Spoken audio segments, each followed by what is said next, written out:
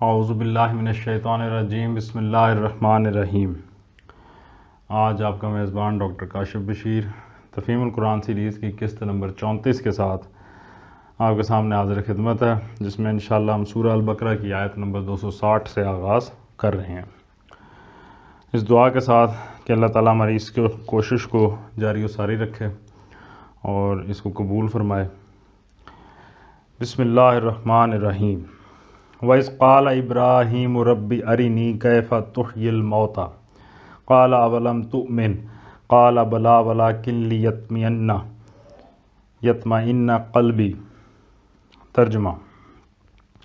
اور وہ واقعہ بھی پیش نظر رہے جب ابراہیم علیہ السلام نے کہا تھا کہ میرے مالک مجھے دکھا دے تو مردوں کو کیسے زندہ کرتا ہے۔ فرمایا کیا تو ایمان نہیں رکھتا؟ اس نے عرض کیا ایمان تو رکھتا ہوں مگر دل کا اطمینان درکار ہے۔ تفسیر میں ہے کہ یعنی وہ اطمینان جو مشاہدہ عینی یعنی دیکھنے سے حاصل ہوتا ہے۔ قال فخذ اربعۃ من الطیر فصرہن الیک ثم اجعل علی کل جبل منہن جزءا ثم ادعہن یاتینک سعیا وَعْلَمْ أَنَّ اللَّهَ عَزِیزٌ حَکیم۔ فرمایا اچھا تو 4 پرندے لے اور ان کو اپنے سے مانوس کر لے، پھر ان کا ایک ایک جز ایک ایک پہاڑ پر رکھ دے، پھر ان کو پکار، وہ تیرے پاس دوڑے چلے آئیں گے۔ خوب جان لے کہ اللہ نہایت با اقتدار اور حکیم ہے۔ تفسیر میں آیا کہ اس واقعے اور اوپر کے واقعے کی بعض لوگوں نے عجیب تعویلیں کی ہیں، لیکن انبیاء علیہم السلام کے ساتھ اللہ کا جو معاملہ ہے اسے اگر اچھی طرح ذہن نشین کر لیا جائے تو کسی کھینچ تان کی ضرورت پیش نہیں آ سکتی۔ عام اہل ایمان کو اس زندگی میں جو خدمت انجام دینی ہے اس کے لیے تو محض ایمان بالغیب بے دیکھے ماننا کافی ہے، لیکن انبیاء کو جو خدمت اللہ نے سپرد کی تھی اس کے لیے ضروری تھا کہ وہ اپنی آنکھوں سے وہ حقیقتیں دیکھ لیتے جن پر ایمان لانے کی دعوت انہیں دنیا کو دینی تھی۔ ان کو دنیا سے پورے زور کے ساتھ یہ کہنا تھا کہ تم لوگ تو قیاسات دوڑاتے ہو مگر ہم آنکھوں دیکھی بات کہہ رہے ہیں، تمہارے پاس گمان ہے اور ہمارے پاس علم ہے، تم اندھے ہو اور ہم بینا ہیں۔ اسی لیے انبیاء کے سامنے فرشتے عیاناً آئے ہیں، ان کے آسمان و زمین کے نظام حکومت کا مشاہدہ کرایا گیا ہے، ان کو جنت اور دوزخ آنکھوں سے دکھائی گئی ہے اور باس بعد الموت کو ان کے سامنے مظاہرہ کر کے دکھایا گیا ہے۔ ایمان بالغیب کی منزل سے یہ حضرات منصب نبوت پر معمور ہونے سے پہلے گزر چکے ہوتے ہیں، نبی ہونے کے بعد ان کو ایمان بالشہادہ کی نعمت دی جاتی ہے اور یہ نعمت ان کے ساتھ مخصوص ہے۔ مزید تشریح کے لیے ملاحظہ ہو تفہیم القرآن جلد 2 صفحہ نمبر 330 و 334۔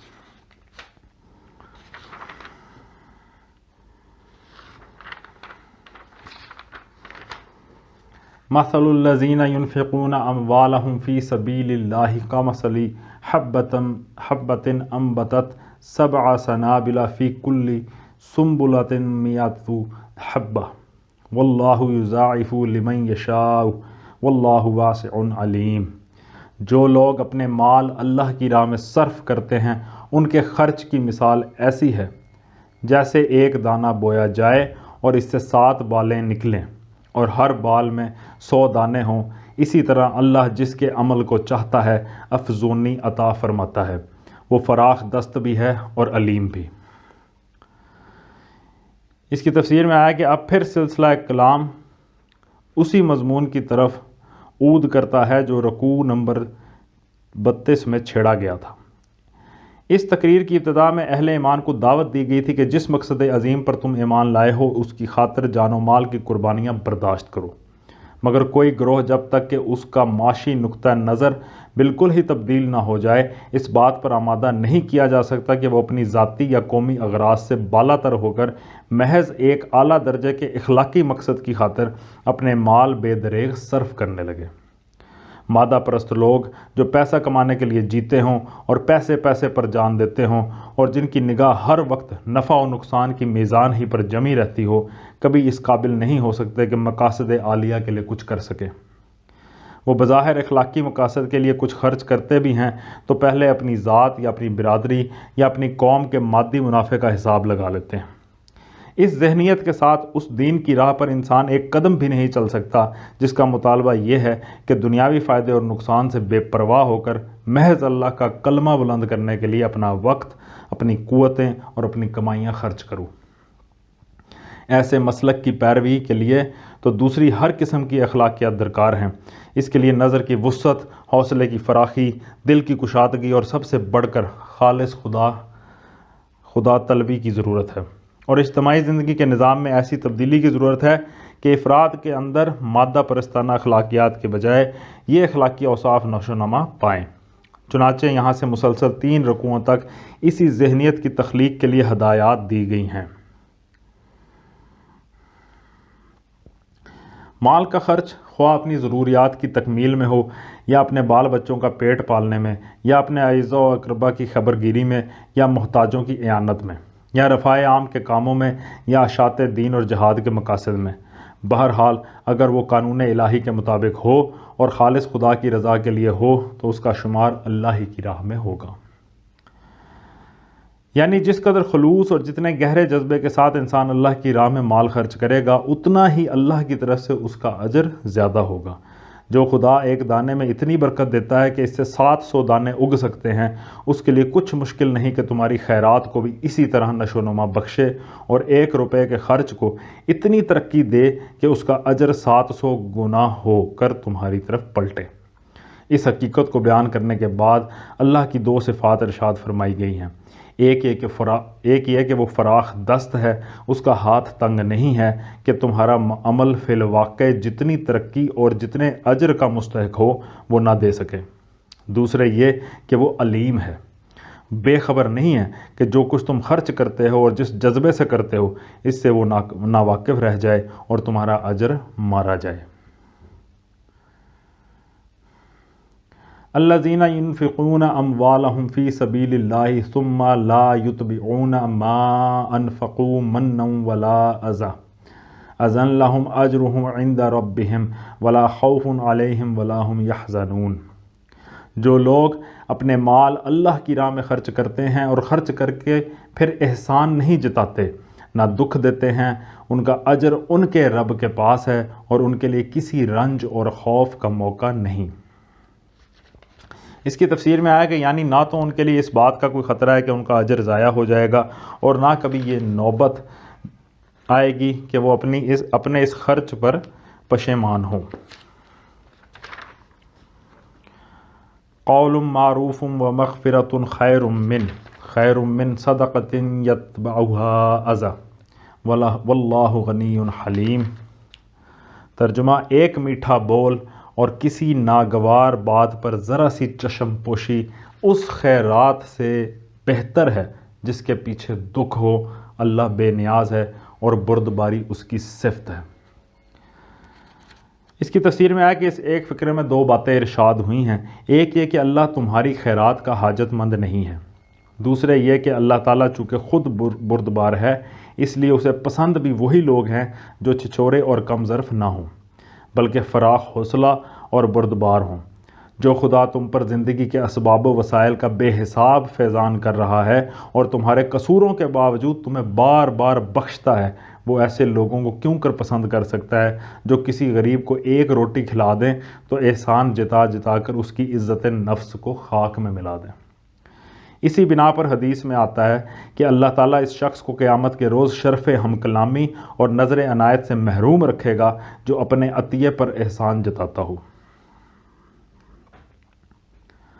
یا ایھا الذین آمنوا لا تبطلوا صدقاتکم بالمن والاذی کالذی ينفق مالہ رئاء الناس ولا یؤمن باللہ والیوم الآخر فمثلہ کمثل صفوان علیہ تراب فأصابہ وابل فترکہ صلدا لا یقدرون علی شیء مما کسبوا واللہ لا یہدی القوم الکافرین۔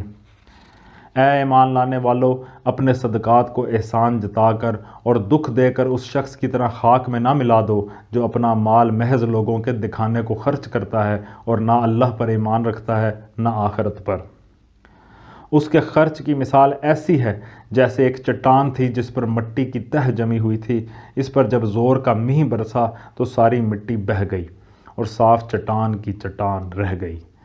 ایسے لوگ اپنے نزدیک خیرات کر کے جو نیکی کماتے ہیں اس سے کچھ بھی ان کے ہاتھ میں نہیں آتا، اور کافروں کو سیدھی راہ دکھانا اللہ کا دستور نہیں ہے۔ تفسیر میں آیا کہ اس کی ریاکاری خود ہی اس کی بات کی دلیل ہے کہ وہ خدا اور آخرت پر یقین نہیں رکھتا۔ اس کا محض لوگوں کو دکھانے کے لیے عمل کرنا صریحاً یہ معنی رکھتا ہے کہ خلق ہی اس کی خدا ہے جس سے وہ اجر چاہتا ہے۔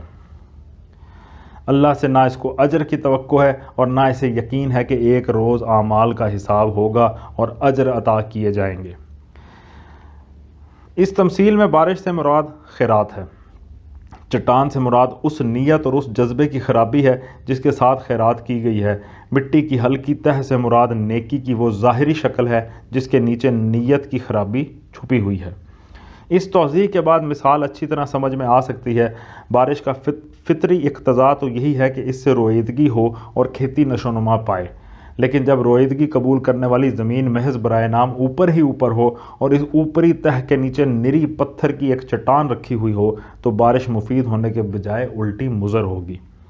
اسی طرح خیرات بھی اگرچہ بھلائیوں کو نشو و نما دینے کی قوت رکھتی ہے، مگر اس کے نافع ہونے کے لیے حقیقی نیک نیتی شرط ہے۔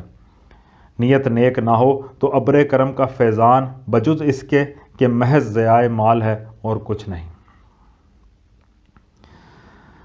پھر لفظ کافر آیا۔ یہاں کافر کا لفظ ناشکر اور منکر نعمت کے معنی میں استعمال ہوا ہے۔ جو شخص اللہ کی دی ہوئی نعمت کو اس کی راہ میں اس کی رضا کے لیے خرچ کرنے کے بجائے خلق کی خوشنودی کے لیے صرف کرتا ہے، یا اگر خدا کی راہ میں کچھ مال دیتا بھی ہے تو اس کے ساتھ اذیت بھی دیتا ہے، وہ دراصل ناشکرا اور اپنے خدا کا احسان فراموش ہے۔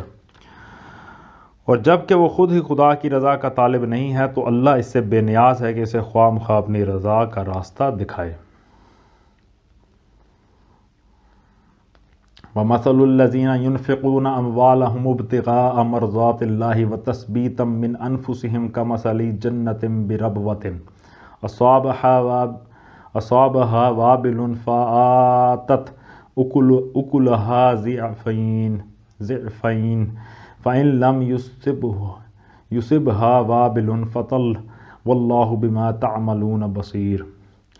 بخلاف اس کے جو لوگ اپنے مال محض اللہ کی رضا جوئی کے لیے دل کے پورے ثبات و قرار کے ساتھ خرچ کرتے ہیں، ان کے خرچ کی مثال ایسی ہے جیسے کسی سطح مرتفع پر ایک باغ ہو، اگر زور کی بارش ہو جائے تو 2 گنا پھل لائے، اور اگر زور کی بارش نہ بھی ہو تو ایک ہلکی پھوار ہی اس کے لیے کافی ہو جائے۔ تم جو کچھ کرتے ہو سب اللہ کی نظر میں ہے۔ صدق اللہ العلی العظیم۔ آج ہم نے سورہ البقرہ کی آیت نمبر 265 تک کا تفسیر اور ترجمہ پہ غور کرنے کی کوشش کی ہے۔ اللہ تعالیٰ ہماری اس کوشش کو مقبول کرے اور ہمیں ریاکاری جیسی لعنت سے بچنے کی توفیق عطا فرمائے، اور ہمارے دلوں میں اللہ کی راہ میں مال خرچ کرنے کا جو جذبہ ہے اس کی زیادہ سے زیادہ توفیق پیدا فرمائے۔ اس دعا کے ساتھ آپ سے اجازت چاہیں گے۔ آپ کا بہت بہت شکریہ، اپنا بہت خیال رکھیں۔ اللہ حافظ۔